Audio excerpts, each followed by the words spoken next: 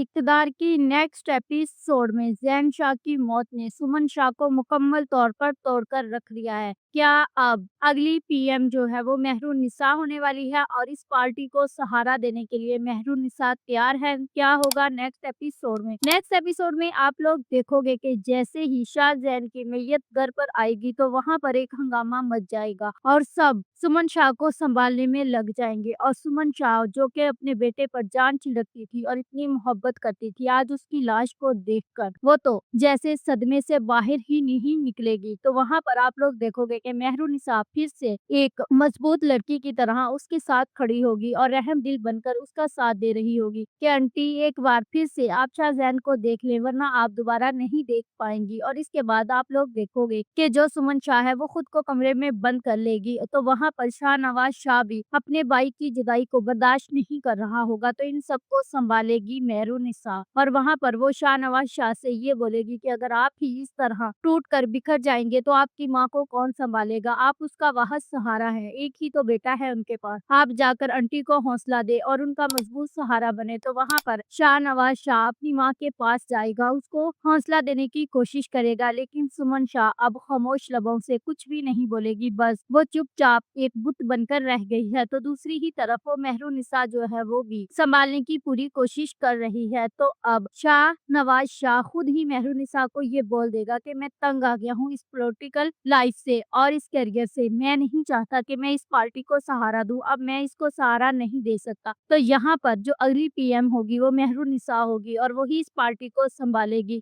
और इस घर पर भी अब मेहरुन्निसा की हुकूमत होगी और जैसा मेहरुन्निसा चाहेगी बिल्कुल वैसा ही अब होने जा रहा है। और जो सुमन शाह है वो डिप्रेशन का शिकार होकर खुद को कमरे में ब्लॉक कर लेगी और अब बहुत कम वो इलेक्शन और इन मामलात को हैंडल करेगी और इस तरह इस ड्रामे की एंडिंग जल्द ही देखने को मिलेगी। If you like this video, subscribe my channel, press the bell icon for more updates.